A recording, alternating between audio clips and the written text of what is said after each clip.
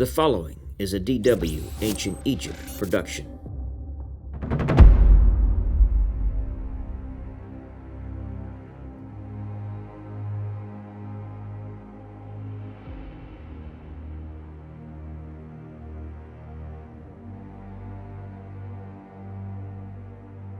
The 18th dynasty is considered the high point of ancient Egyptian civilization. Amenhotep III rules at the high point of this dynasty, making this the pinnacle of Egyptian power during a time that the Egyptologists call the Golden Age of ancient Egypt.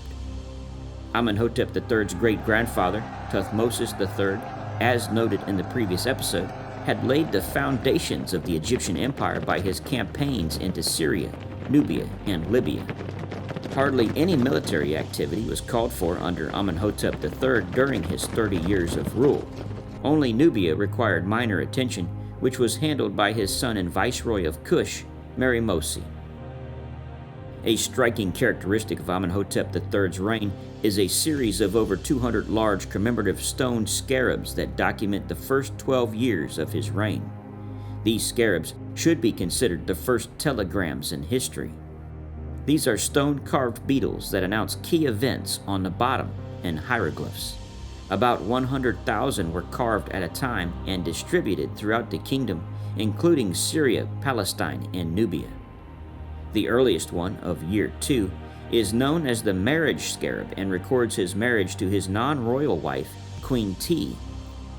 Although a commoner, Queen T came from a prominent family. Her father was a military official, and her brother was vizier of Lower Egypt under Amenhotep III.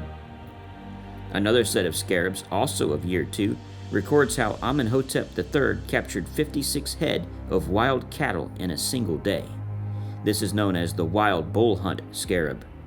On a third collection of scarabs, Tuthmosis III records how he killed 102 lions in the first 10 years of reign. This lion hunt scarab is the most common, and many have been found outside the boundaries of Egypt, which they obviously served as a type of imperial newspaper. Another type of correspondence at the time was the Amarna letters. These cuneiform tablets, written primarily in Akkadian, the regional language of diplomacy for this time period, consisted of over 300 diplomatic letters. These were to and from the heads of state from Egypt to Babylonia, Assyria, Syria, Canaan, Cyprus, Mitanni, and the Hittites. Begun by Amenhotep III, they would greatly increase during the reign of his successor, Akhenaten. This archive contains a wealth of information about cultures, kingdoms, events, and individuals in a period from which few written sources survive. They also contain the first mention of a Near Eastern group known as the Habaru, which may be linked to the Hebrews. These letters document frequent requests by these rulers for gold and other numerous gifts from the pharaoh. In one famous correspondence, Amenhotep III is quoted by the Babylonian king Kadashman-Enlil I in firmly rejecting the latter's entreaty to marry one of the pharaoh's daughters. From time immemorial, no daughter of the king of Egypt is given to anyone. The wealth of Egypt during this period came from international trade and the abundant supply of gold from the land of Kush and from the mines of the Wadi Hammamat. It was this great wealth and booming economy that led to such an outpouring of artistic talent in all aspects of the arts. Amenhotep III has the distinction of having the most surviving statues of any Egyptian pharaoh, with over 250 of his statues having been discovered. These statues span his entire life and provide a series of portraits covering the entire length of his reign. Major examples of this artwork include the orange alabaster statue of Amenhotep III standing beside Sobek, the crocodile god, the wooden coffin of Tuya, the mother of Queen T, which was gilded in gold, the colossal statue of Amenhotep III, the fine quartzite statue of Amenhotep III from the Luxor Temple, and the amazing green stone portrait of Queen T, which was discovered in a temple in the Sinai by Flinders Petrie in 1904.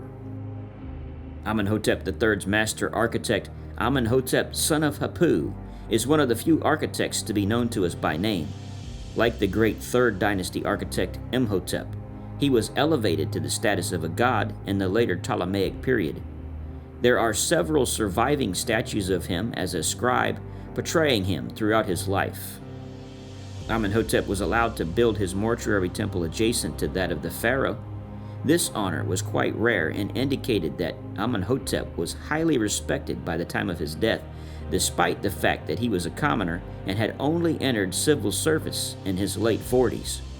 Excavated around 1934, it measures 45 by 110 meters and is surrounded by 3 shrines. His first courtyard contains a 25 by 26 meter water basin of considerable depth, fed by groundwater from the Nile. 20 trees were planted in pits around the basin. The temple at the end of the courtyard was adorned with a pillared portico, and the temple was slightly elevated on a terrace. Amenhotep built extensively for the pharaoh at the Temple of Karnak.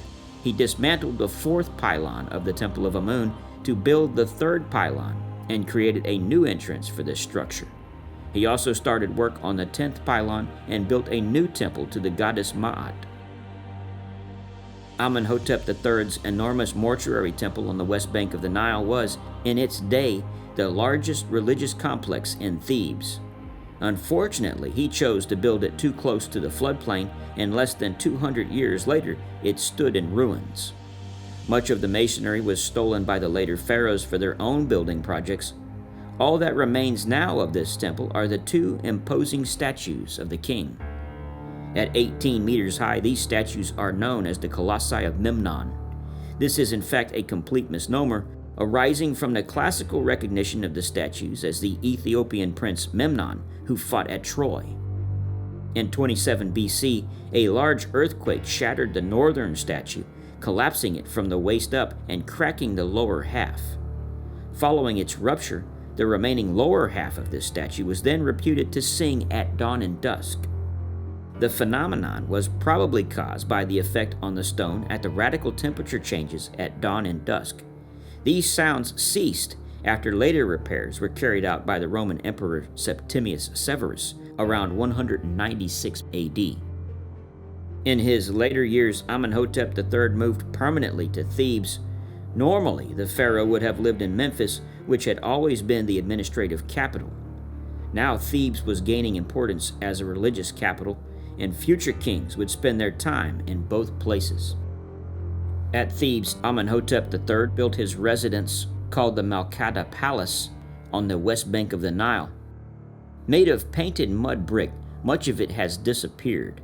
At this location, he built a huge pleasure lake for his wife Queen T so that she could sail around on their barge. This boat was called the Aten Gleams. The lake was over a mile long and a quarter-mile wide. The sun cult of Aten appears to have been growing toward the end of his reign, for it was also at this time that Amenhotep III took another name, the dazzling sun disk of all lands. This worship of Aten would become radicalized by his son during the next reign and have drastic consequences for the priests of Amun. The teeth of Amenhotep III were so bad he may have been sedated during his last years and may not have been able to rule effectively. As a result, he established a co-regency with Crown Prince Tuthmosis before his death. Amenhotep III was buried in the first tomb created in the West Valley of the Kings, known as WV-22. In plan, it was very similar to the tomb of Tuthmosis IV at KV-43. It consisted of 2 corridors separated by a stairwell leading to a well chamber with a shaft and side chamber, a pillared chamber with a side descent and corridor, a stairwell, another chamber, and a burial chamber. The burial chamber had several side chambers leading off of it. The tomb was decorated with representations of the deceased with deities. Sometime during the 3rd Intermediate Period, his mummy was moved to tomb KV-35 along with several other pharaohs. Queen T would outlive Amenhotep III by at least 12 years. He would also leave behind a country that was at the very height of its power and influence. The resulting upheavals from his son Akhenaten would shake the very foundations of Egyptian belief and bring forth the question of whether a pharaoh was more powerful than the existing domestic order as represented by the Amun priests and their numerous estates? We receive the answer to that question in the next episode. Thank you for joining us.